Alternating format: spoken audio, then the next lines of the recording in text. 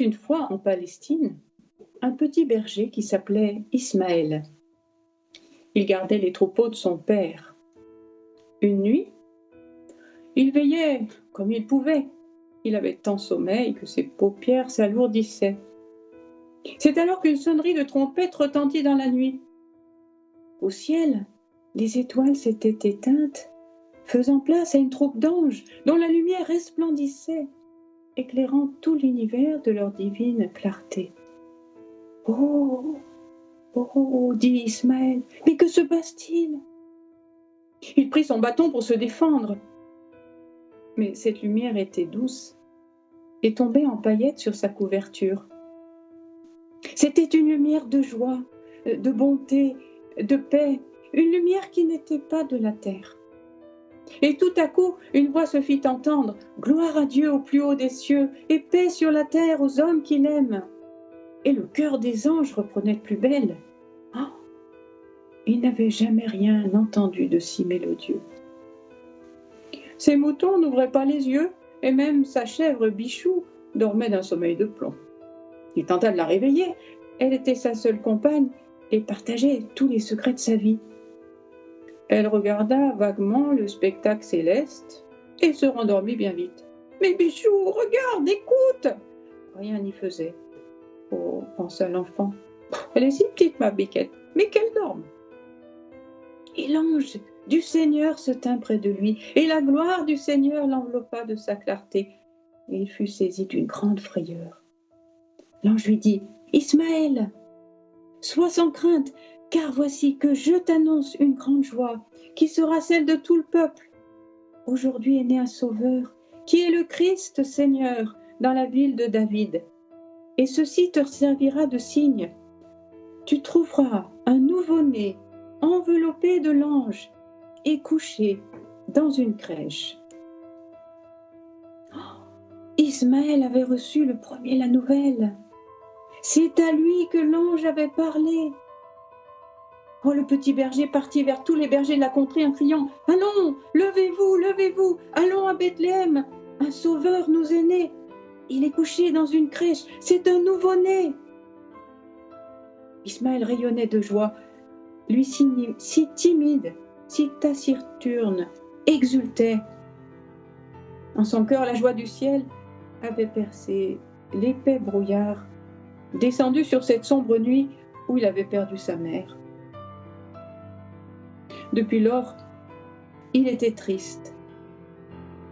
Et ce jour, le soleil irradiait l'intérieur de sa chaumière, de son cœur, et tous les bergers étaient saisis par la transformation du petit.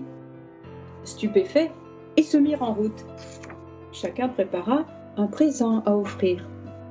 L'un prenait un petit flutio, l'autre une peau de mouton, et un autre un bâton sculpté. « Moi, pensa soudain Ismaël, mais moi, je n'ai rien. Oh, mais j'ai rien. » Puis il se ravisa. « Ah si, j'ai un petit pot de lait caillé. Oh, ça sera bien pour la maman. » Il n'y en a pas beaucoup, hein, pensait-il. Mais, comme disait son père, c'est le meilleur de la région, le nôtre. Vite, courons, il ne voulait pas arriver le dernier, lui qui avait eu l'honneur de la visite des anges. Son cœur allait exploser de joie quand il heurta une racine et tomba lourdement avec son petit pot de lait caillé.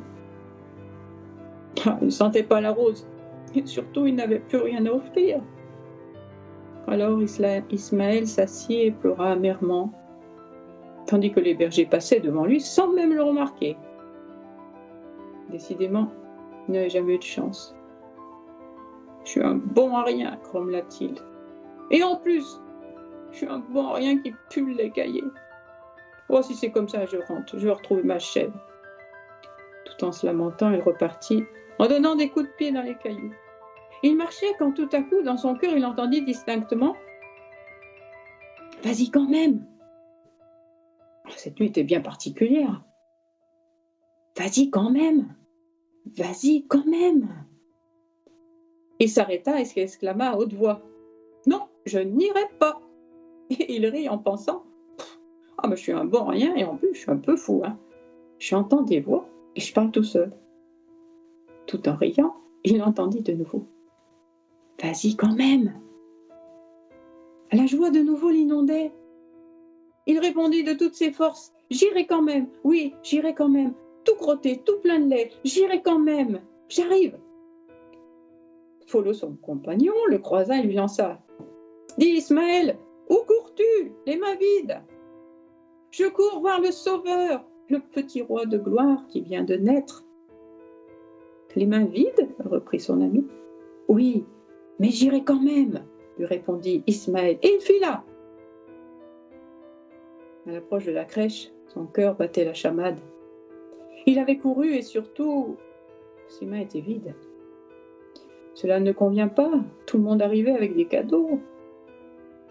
Prêt à rebrousser chemin, Follo lui lança. Dis donc, j'irai quand même, tu y vas, oui ou non? Oui, qu'est-ce que tu crois, reprit le bel enfant, avec son habit maculé de fromage blanc.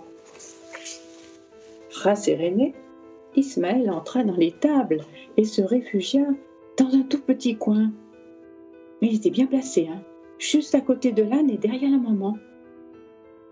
Ah, il voyait les mains du petit enfant. Lui aussi, il a les mains vides, pensa Ismaël. Il a les mains vides comme moi. La belle dame, elle recevait de nombreux présents, à tel point qu'elle ne savait plus où les déposer. Son mari s'affairait pour les ranger dans leur misérable étable. Et la jeune maman prenait son bébé pour le présenter au berger qui souhaitait le voir. Une dame s'approcha et offrit un petit agneau en disant « Madame, en priant pour votre enfant, je ne sais pas pourquoi, mais j'ai su qu'il ressemblerait à un agneau plus tard. » Un agneau, releva la Vierge Marie songeuse. Oui, reprit avec assurance la bergère, un agneau. Un voile de tristesse passa dans les yeux de la belle dame.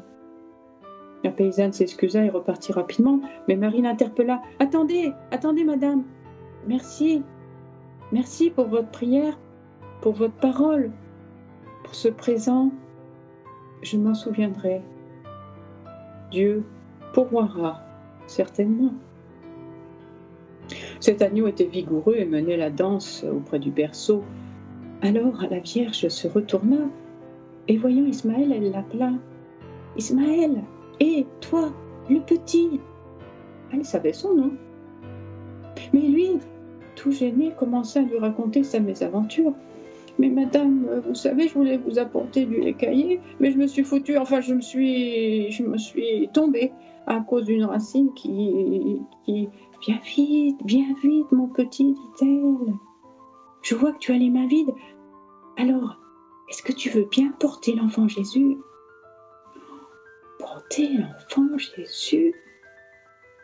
Ismaël s'avança, tendit ses bras et reçut le bébé contre lui. Et miracle, il fut consolé instantanément de ses tristesses d'enfant.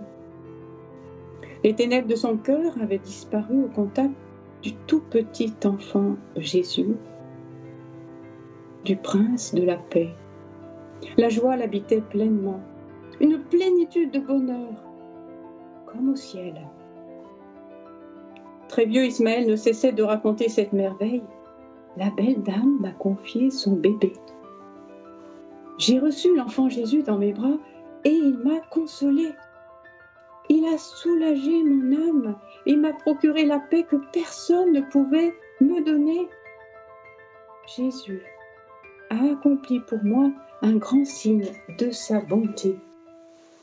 Rappelez-vous, concluait-il, j'irai quand même, les mains vides, tout tachées de lait caillé.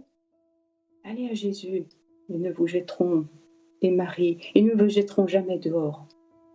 Au soir de sa vie, dans son dernier souffle, il a souri et a murmuré. Enfin, j'y vais de nouveau.